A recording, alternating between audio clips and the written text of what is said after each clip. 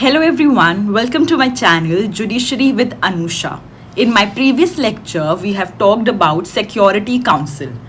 And in the previous lecture itself, we discussed that the Security Council shall act in accordance with the purposes and the principles of United Nations. Further, the discharge of these duties are also laid down in chapters 6, 7, 8 and 12. So today I'm going to deal with these three chapters to complete our portion for Security Council. Now, chapter 6 talks about pacific settlement of dispute. One of the very important aspect because आप देखोगे कि अगर आप अपने college में भी हो तो भी उसमें ये टॉपिक आता है. जुडिशरी में भी इस पोर्शन से टॉपिक आ चुका है. इस टॉपिक से आया है कि सी का solution. Let me read first. Article 33 क्या कहता है? आर्टिकल 33 कह रहा है कि अगर parties to any dispute the continuous of which is likely to endanger the maintenance of international peace and security. अगर आप ऑब्जर्व करो तो जनरल असेंबली, सिक्योरिटी काउंसिल, दोनों का एक ही काम है कि maintenance of international peace and security. लेकिन अभी ये जो मैंने स्टेटमेंट बोल दिया है कि the maintenance of peace and security दोनों का काम है, एक बार हम इसको जरा सा क्लैरिफाई करेंगे. Right, see the general assembly में consider general principles of cooperation in the maintenance of international peace and security, whereas your Security Council, the primary responsibility for the maintenance of international peace and security.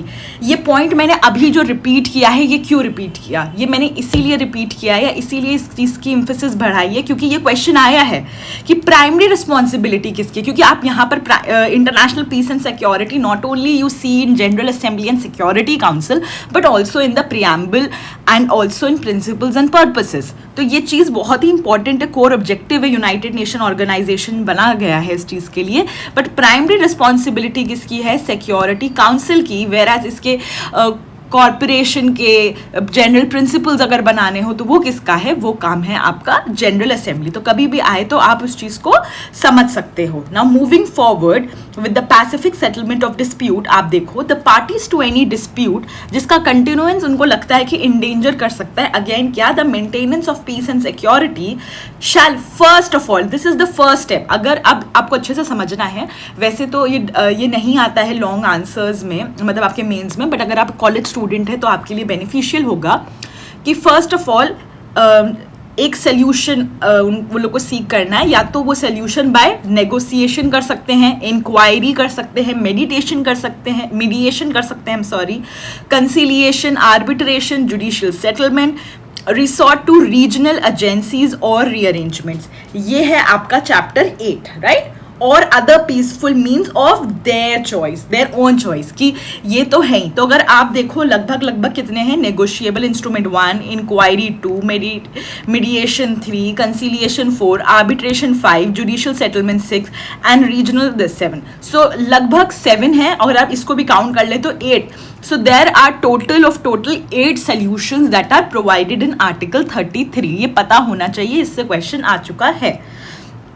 Now, Security Council shall, when it deems necessary, call upon the parties to settle their dispute by such means. Security Council को लगेगा कि अब matter इतना बढ़ चुका है कि वो इंडेंजर हो सकती है maintenance of peace and security, तब वो पार्टीज को बुलाएगा और उनसे कहेगा कि आप अपने डिस्प्यूट को सेटल कर लो इन मीन से. These are the means. I hope you are clear. Article 34 basically कहता है कि सिक्योरिटी काउंसिल इन्वेस्टिगेट करेगा जो ये डिस्प्यूट है या ऐसी कोई भी situation which might lead to international friction to give rise to a dispute in order to determine whether the continuance. फिर वो इन्वेस्टिगेट क्यों कर रहा है, मतलब उसका इन्वेस्टिगेट करने का क्या रीज़न है? So investigate to see that whether the continuance of this dispute or situation is likely to endanger the maintenance of this. तो ये आपका एक की एनालिसिस है कि मतलब यही उसका बेसिक काम है कि भैया इंडेंजर ना हो इंटरनेशनल पीस एंड सिक्योरिटी, तो उसके लिए उसको इन्वेस्टिगेट करनी है। नाउ अब क्या है, any member of the United nation, यहाँ पर किसकी बात करी जा रही है, किसी मेंबर की जो यूनाइटेड नेशन का है, में ब्रिंग एनी डिस्प्यूट और any situation of the nature refer to in article 34। क्या रेफर हुआ है आर्टिकल 34 में? ऐसा मैटर जो इंडेंजर कर सकता है international peace and security to the attention of the या तो सिक्योरिटी काउंसिल के या तो जनरल असेंबली के। नाउ अ स्टेट बोल रहे हैं कि a state which is not a member of the United Nations may bring to the attention of the Security Council or of the General Assembly any dispute to which it is a party if it accepts in advance for the purposes of the dispute the obligations of pacific settlement provided in the present charter। कि non state members भी आ सकते हैं, बस उनको ये जो Pacific settlement के means है वो एक्सेप्ट करने पड़ेंगे कि आप आ रहे हो तो बट आप ये सब चीज़ें आप अगर हमारे पास आ रहे हो तो आप हमारे ही साइड हो कि आपको भी इंडेंजर नहीं करना है peace and security. The proceedings of general assembly in respect of matter brought to an attention under this article, इस आर्टिकल में अगर कोई भी मैटर लाया गया है that will be subject to the provision of article 11 and 12। Article 12 मैंने जब अपने फर्स्ट लेक्चर में पढ़ाया था तब भी मैंने कहा था इट इज़ वेरी इंपॉर्टेंट, क्योंकि आर्टिकल 12 कहता है कि अगर कोई मैटर सिक्योरिटी काउंसिल को रेफर किया गया है तो फिर जनरल असेंबली उसमें नहीं घुसेगी जब तक सिक्योरिटी काउंसिल ना कहे। लेकिन आर्टिकल 11 क्या कहता है, एक बार रिवाइज करना पड़ेगा।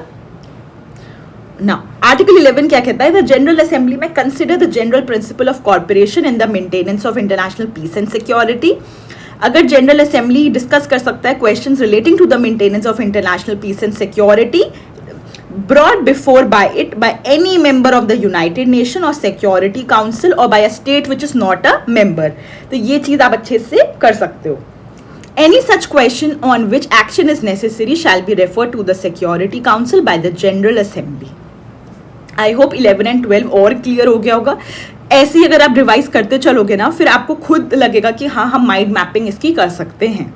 और ये मान के चलिए इसके खुद के 10 to 15 मार्क्स का वेटेज है। 20 से 25 क्वेश्चन इससे पूछ लिए जाते हैं, 10-15 क्वेश्चन तो इसी से आ जाते हैं। UGC net, this is good for your UGC net, your other competitive exam जहाँ पे भी इंटरनेशनल लॉ आ रहा है ना।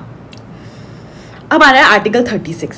द सिक्योरिटी काउंसिल में at any stage of the dispute of the nature refer to in article 33 or of a situation of like nature recommend appropriate procedures or methods of adjustment। Security council की एक duty है कि पहले तो वो क्या करेगा, इन्वेस्टिगेट करेगा, लोगों को बताएगा कि आप सेटल कर लो अपने डिस्प्यूट्स। अगर अब हमें मार्क करना है what are the functions of the Security Council, the Security Council shall settle their dispute by such means। Security Council में investigate this dispute, Security Council में recommend appropriate procedures or method। यहाँ पर क्या बताया था, यहाँ पर बताया था कि settle their dispute by such means कि आप ये negotiation कर लो, अब ये कर लो, अब वो कर लो। यहाँ पर अब क्या बता रहा है, प्रोसीजर बता रहा है। Now the Security Council shall take into consideration any procedure for the settlement of the dispute which have already been adopted by the parties। क्योंकि यहाँ पे क्लियरली लिख रखा था कि आप other peaceful means of their choice भी कर सकते हो, तो सिक्योरिटी काउंसिल अपना रिकमेंड कर सकता है, अपना प्रोसीजर बता सकता है, बट अगर पार्टीज ने कोई और मेजर अपनाया है तो वो भी उसको देख सकता है, उसके प्रोसीजर की सही है, कहाँ गलत हो रहा है, everything and anything. Now the question here is, देखिए आपको ऐसी अपनी बेयर एक्ट में मार्क करना है कि जैसे ही आप बेयर एक्ट खोलो आपको पता अच्छा यहाँ का कीवर्ड ये है। अब आर्टिकल 37 में ये बताया जा रहा है, should the parties to a dispute of the nature refer to in article 33। 10 बार आर्टिकल 33 रेफर हो चुका है, तो article 33 itself becomes very very important. Fails to settle, अब यहाँ पर क्या हो रहा है कि पार्टीज फेल हो रही हैं आर्टिकल 33 अडॉप्ट करके बाद भी। It by the means indicated in that article they shall refer it to the Security Council। Now the parties will refer it to the Security Council कि भैया नहीं हो रहा है। Now if the Security Council again deems that the continuance of the dispute is in fact likely to again the keyword endanger the maintenance of international peace and security, it shall decide whether to take action under Article 36 or to recommend such terms of settlement as it may consider appropriate। What is Article 36? Article 36 is कि वो procedure बताएगा कि आप ऐसे से एक बार करके देख लो। Now Without prejudice to the provisions of Article 33 to 37, the Security Council may, if all the parties to any dispute to request, may recommend to the parties with a view to a pacific settlement of the dispute. मतलब अभी तक तो जो ये chapter 6 है, chapter 6 अभी ये बात कर रहा है कि भैया अभी लड़ाई मत करो, जितना हो पाए उसको सॉर्ट करो. अभी सिक्योरिटी काउंसिल का फर्स्ट स्टेप है कि अगर उसको लगता है कि international peace and security endanger होने वाली है तो पहले वो अलर्ट अलर्ट अलर्ट, आप पहले पीसफुल मीन्स अपनाओ, पीसफुल मीन्स अपनाओ. अब आने वाला है चैप्टर 7, बड़े ध्यान से समझना. One of the most important, again कुछ हैं इसमें इंपॉर्टेंट, मैं सभी को इंपॉर्टेंट इसलिए बोल रही हूँ क्योंकि अब हम इसको मतलब आप जब रीड करोगे तब आपको समझोगे कि इंटरनेशनल ऑर्गेनाइजेशन क्यों बना गया, क्यों इतना इंपॉर्टेंट है. Now actions with respect to threats to the peace, breaches of the peace and act of aggression. मतलब अब ये बता रहे कि अगर थ्रेट है टू पीस या ब्रीच है ऑफ द पीस या फिर एक्ट ऑफ अग्रेशन हो रहा है, तब क्या एक्शन लेगा सिक्योरिटी काउंसिल. तो अब इसको उस एस्पेक्ट से आप पढ़ो. तो आर्टिकल 39 क्या कहता है, द सिक्योरिटी काउंसिल शैल, पहले तो डिटरमिन करेगा. अब ये क्या हम कह सकते हैं कि एक और ड्यूटी आ गई है. yes, the security council shall determine the existence of any threat to the peace, breach of the peace या act of aggression, and as soon as उसको लगता है shall make recommendation or decide what measures shall be taken in accordance with article 41 and 42. यहाँ पर dominant article कौन है, article 41 and 42. पीछे कौन सा dominant article था, article 33 एंड आर्टिकल 36. आर्टिकल 33 था और आर्टिकल 36 था. यहाँ कौन सा है, आर्टिकल 41 एंड 42. तो जब आर्टिकल 41 एंड 42 आएगा तब हम इस पर और एम्फेसाइज करेंगे कि टू मेंटेन. अगेन इन लोगों का मेन, चाहे आप लड़ाई कर रहे हो चाहे आप लड़ाई नहीं कर रहे हो, थ्रेट है पीस का थ्रेट है, ब्रीच होने वाला है पीस का, इनका ऑब्जेक्टिव ही है to maintain and restore international peace and security.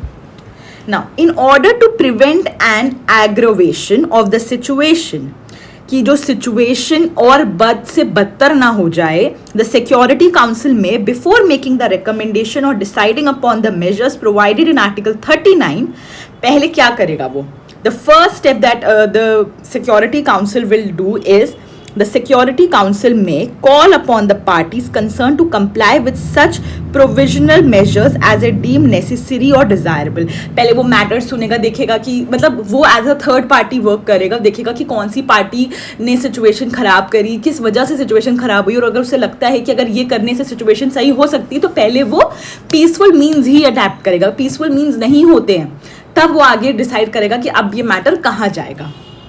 Such provisional measure shall be without prejudice to the right, claim, position of the parties concerned. And यही exactly मैंने यही बोला कि वो एक थर्ड पार्टी की तरह काम करेगा. उसको ये नहीं देखना है कौन की पार्टी कितनी पावरफुल है, कौन सी स्टेट ज़्यादा फंडिंग कर रही है, ये सब चीज़ें नहीं देखना है. एक प्रॉपर विदाउट बायसनेस ही has to give the judgement. Not the right word is not the judgement, a peaceful means का उनको एक सोल्यूशन देना है. That is the right thing.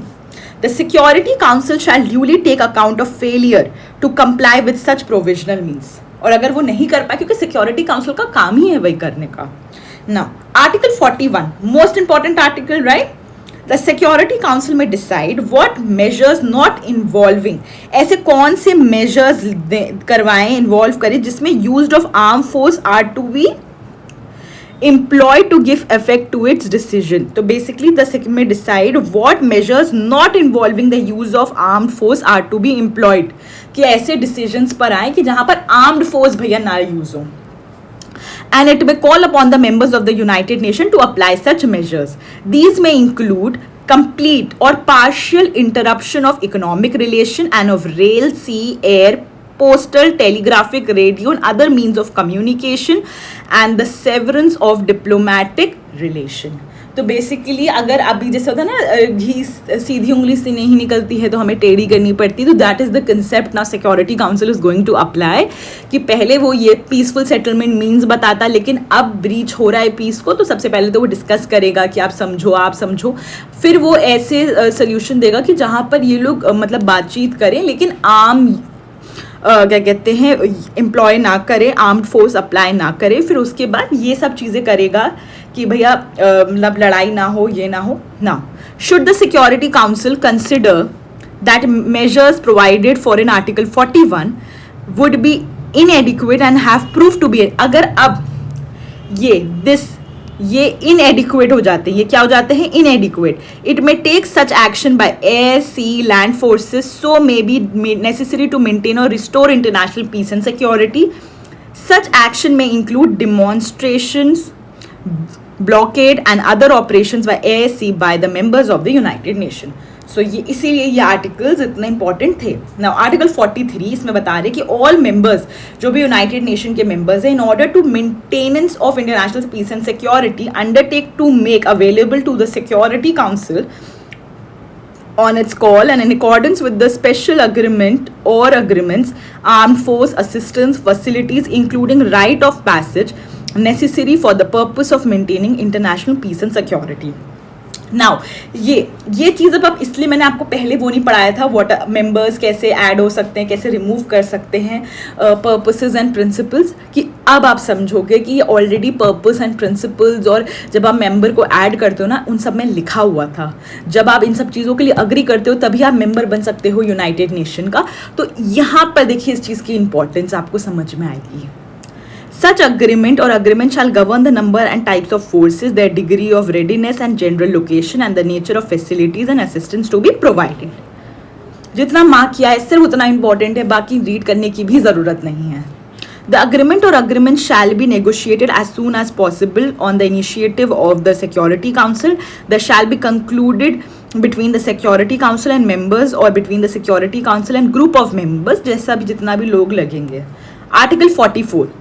When the Security Council has decided to use force, it shall, जब आप उन्होंने decide कर ही लिया है कि अब कुछ नहीं होना, अब हमें फोर्स लगाना है, before calling upon a member not represented on it to provide armed force in fulfillment of the obligation assumed under Article 43, invite that member, if the member so desire, to participate in the decision of the Security Council concerning the employment of contingents of that member's armed force.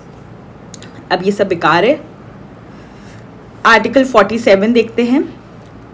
देखिए article 46 and article 45, मतलब अगर आप ऐसे देख लो कि in order to enable the United Nation to take urgent military measures, तो member shall hold immediately available national air force contingents for combined international enforcement action. The strength and degree, ये सब बेकार है. Plans for the application of armed force shall be made by the security council with the assistance of military staff committee. तो military staff committee के बारे में बताया है कि वो एडवाइस एंड असिस्ट कर सकती है सिक्योरिटी काउंसिल को अगर कुछ भी रिलेटेड है military requirement for the maintenance of international peace and security के लिए.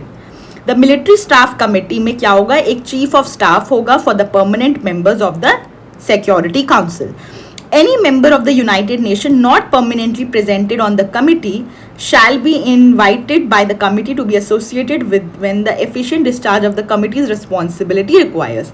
यहाँ पर बस आपको मिलिट्री स्टाफ कमेटी के बारे में पता होना चाहिए था और उसके अंदर एक chief of staff of the permanent member of the security council है, ये आपको पता होना चाहिए अगर बहुत डिटेल में क्वेश्चन आ गया तो.